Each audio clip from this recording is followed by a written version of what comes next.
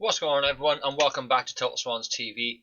This is again the revival series, Swansea City on Football Manager 2020.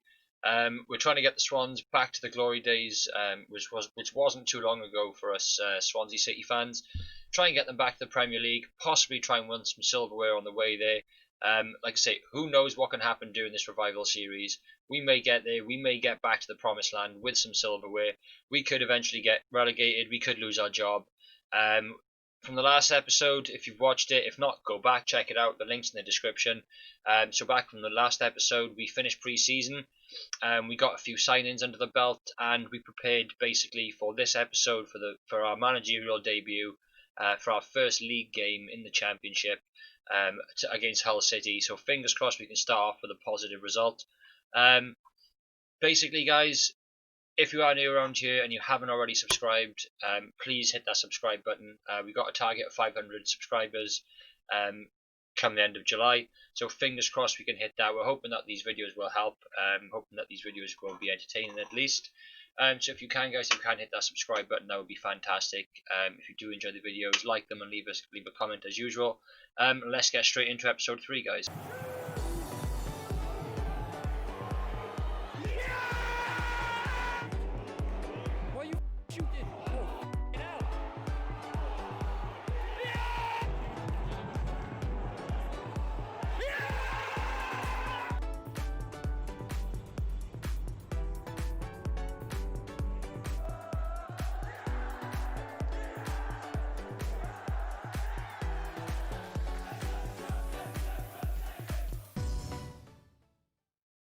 The opening game of our managerial career begins against Hull City at home at the Liberty Stadium, 3 o'clock kickoff on the 3rd of August. It's going to be a interesting game. We've got a couple of loan players in that we kind of want to start and get into the first team as early as possible. But looking for the win. Fingers crossed we can give the Jack Army something to cheer about on the opening day of the season. Give them a bit of optimism going into this season, and fingers crossed we can, party together and celebrate at the end of the year. And as you can see here, we've opted for the 4-1-3-2 sort of formation. I want to kind of go direct and attack down the wings. We've got a brilliant wing on the right hand side, Andre Ayew, superb Premier League quality. Ryan Brewster, youngster up front. We partnered him today, the opening game, with Aldo Kalulu, another lonely we've got. He plays wing, but he can play up top as well, so it'll be interesting to see what he can offer up top with Brewster. On the left-hand side, we do have Curtis Jones, our loney from Liverpool. In the centre, then we have George Byers, with Matt Grimes just dropping in behind him in the defensive midfield role. We've got Jake Bidwell, Joe Roden, Mike van der Horn, and Connor Roberts as our back four. And then Freddie Woodman, our lone goalkeeper from Newcastle, who is obviously with Swansea as well as Ryan Brewster in real life. But yeah, that's our starting lineup for this opening game. So as the halftime whistle goes, we're on top. We've had most of the possession, dominated possession, to be honest, dominated the opportunities and the clear-cut chances. But the score remains 0-0 against Hull. Fingers crossed, the second half will change, and we can come home. We can take home the 3 points. So late into the second half, a brilliant Andre Ayew free kick, brilliantly played and played through to Mike van der Horn, who is one-on-one with the goalkeeper, puts it into the back of the net, but unfortunately is offside. The goal was ruled out. It was clear-cut offside, but a very well-worked free kick, which hopefully we can use again in the future. I'd like to see that worked again. So all seems to be going well. We're still on top. We're still dominating possession and the clear-cut chances. But when you don't take your opportunities and when you're on top for most of the game, you don't take your chances, what can happen? This is exactly what can happen. A 90th minute winner for Hull. Jackson Irvine with the winner in the 90th minute. Heartbreaking. Defeat on the opening day of the season. Defeat in our first managerial job on Football Manager 2020. So next up on the card, second game of our season is Derby County away. For this game, we've gone for the exact same formation with pretty much the exact same team, except we have replaced Aldo Kalulu, who did not offer us anything up front in the last game, with new boy Nabil Touaizi on loan from Man City, a youngster there. Very pleased to have got him in on loan. Hopefully there'll be a brilliant partnership with Ryan Brewster up front, and we'll add to the youthful team that we have with a little bit of experience. with Andre Ayew, Mike Van der Horn, Connor Roberts, probably the most experienced out of the younger sort of players that we've got in the squad at the moment. So let's get on to the Derby game. An absolutely fantastic result, a brilliant 5-1 win away to Derby. 2 goals from Ryan Brewster, 1 from Naby Touazi. We also had George Byers and Ryan Brewster on the score sheet for us. It was 3-0 at half time. It was an absolutely fantastic result. Some of these goals in this game were brilliant, especially the one up on the screen now. Route 1 football. Woodman to Gallagher to Roberts into the box and Brewster at the near post. Fantastic. Alright, not quite Route 1, but almost as direct as you can get. Super fast break from the goalkeeper and turned in for a goal. That makes it 4-0. This was a brilliant performance, something to look forward to for the rest of the season, hopefully. We got a few youngsters on the score sheet. But more than that, we had 4 different goal scorers in this game. So that for me alone shows that we have goal scorers throughout our squad already, and a pretty decent defence. Wayne Rooney's team, Derby County. They're not going to be a pushover, I don't think, this season. So a very decent result there. So while live streaming, another Swansea fan came into the stream and mentioned a player in the under-19s. I've currently already promoted him up to the under-23s. Josh Thomas, a Welsh 16-year-old striker. He's promising, to be fair to him. His potential ability is 4 stars. His current ability was 1. But he does have some very interesting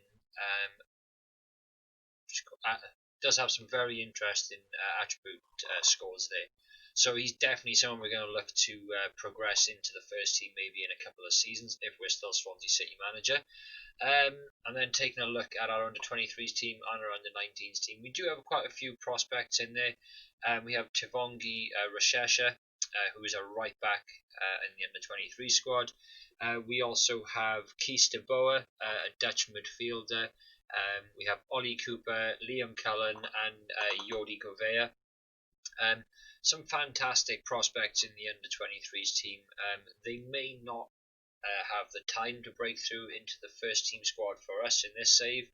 We'll just have to see how long this progresses, how well the streams go, how well the videos go, whether or not we are going to stay as the Swansea City manager.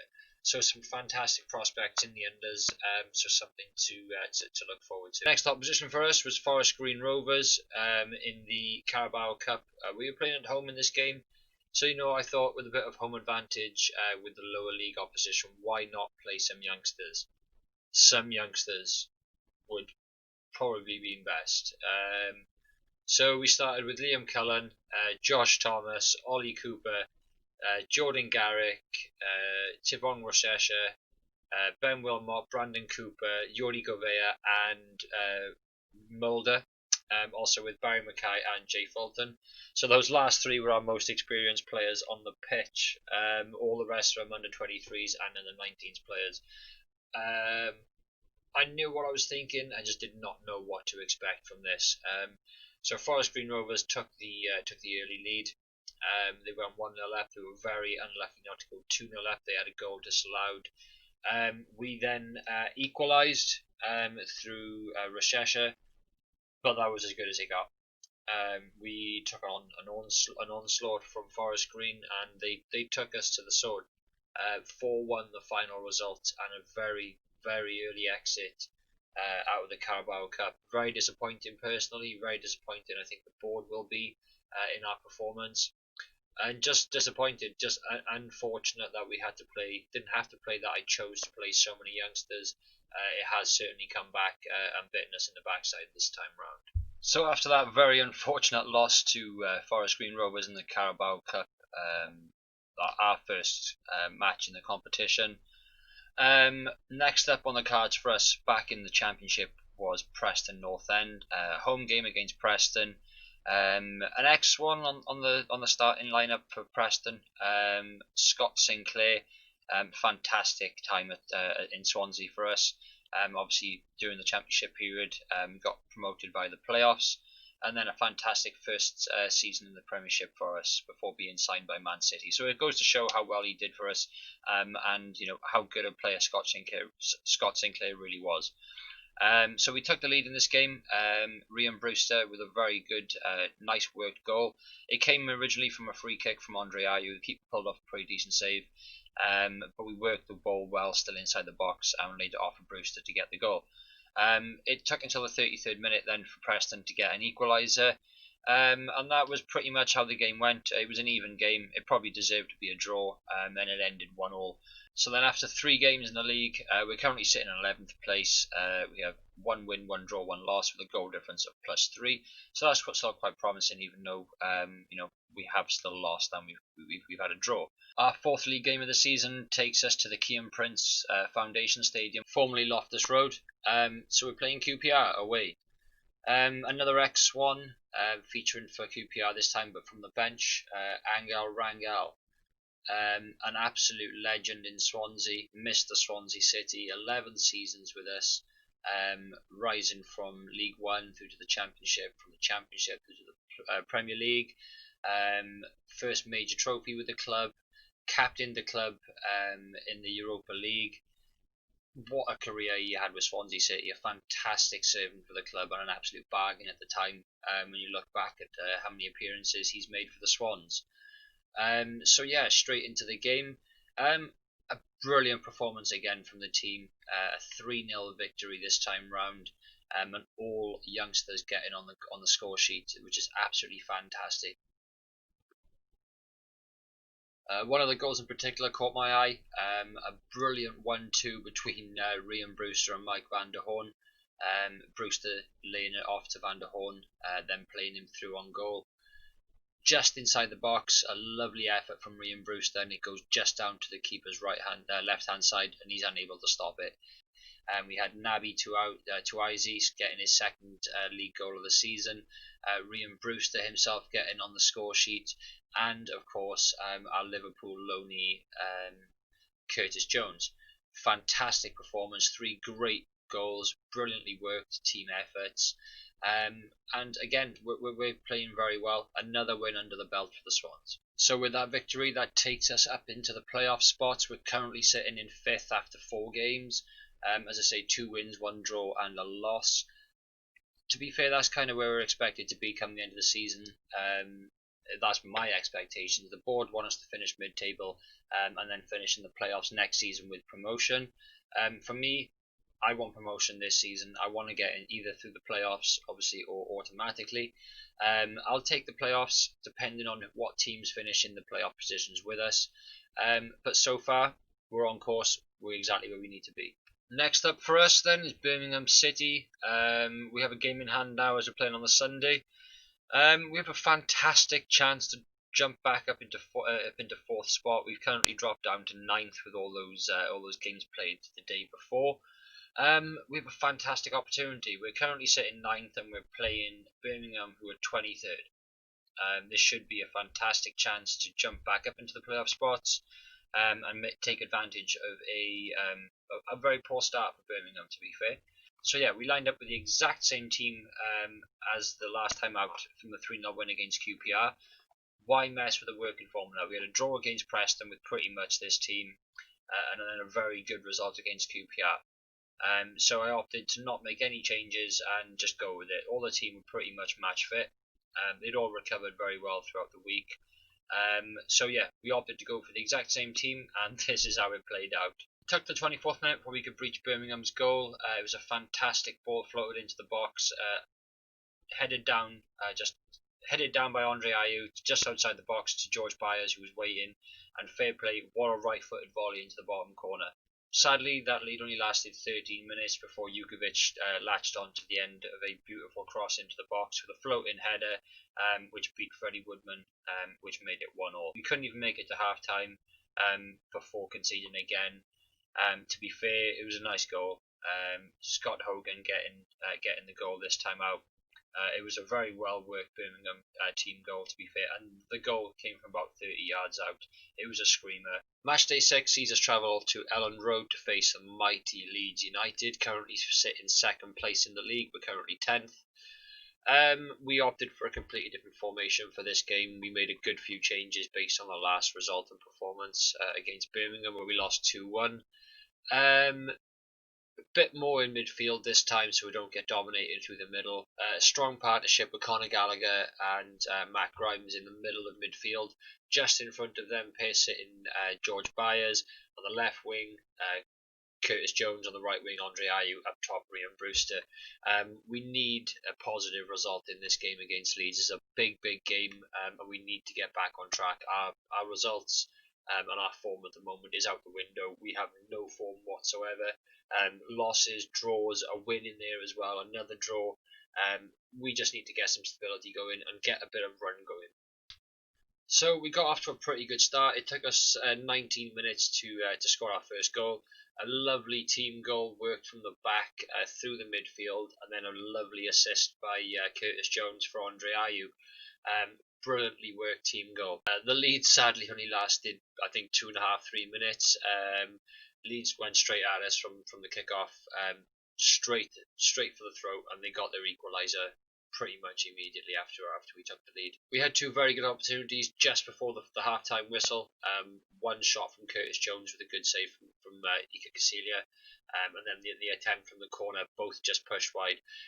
But no more than 2.5 minutes into the second half, a long-range free kick from inside the centre circle, lofted up into the box, and Joe Rodon's there with the head to seal the 2-1 lead.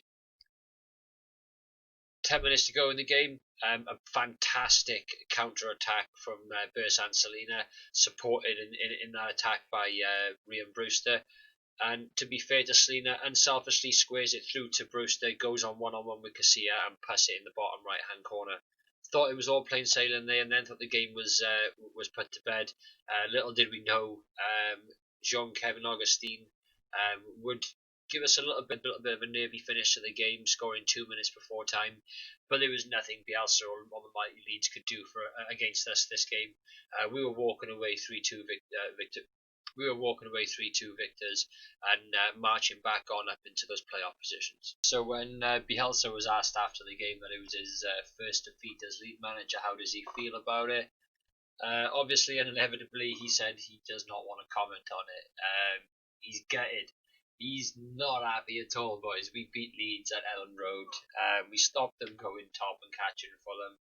And we climbed back into those playoff positions. We're sixth after 6 games, 3 wins, 2 losses and 1 draw with a plus goal difference of 6. So I'm pretty happy about it. The only thing that I'm very disappointed in at the moment is our current form. The opening month to the season, August, has been a bit of a disappointment. My own fault being that we got eliminated from the first round of the Carabao Cup against Forest Green Rovers. If anything happens to our career after that, then it's all my fault. But I don't think it's going to be too serious. With a bit of luck, the board will stick with us, and we can get some positive results going into September and try and turn things around and try and keep pushing up in those playoff positions and possibly get into the automatic spots. It'd be fantastic to end there come the end of the season, but it's a very, very long way to go yet. Anything could happen along the way, as I've said. Injuries, players being sold, anything. We could win a domestic trophy this season. We could get sacked and relegated. We have no idea what's going to happen yet. So please, guys, if you are enjoying this journey with me, trying to get Swansea City back to the Premier League, it's a bit of a revival series that I'm hoping to go on and see how this run goes. We'll do maybe a couple of other clubs. But guys, please hit that subscribe button if you have made it to the end of the video. Thank you very much, guys, and I do appreciate every one of you that views my videos. Drop a comment down below. Let me know if you're enjoying it. Let me know if there's any players you'd like me to check out and possibly try and loan or sign. If it's permanent players, we'll have to wait until the end of the season and see if we get promoted or not. But guys, I'm off. Thank you very much once again for watching.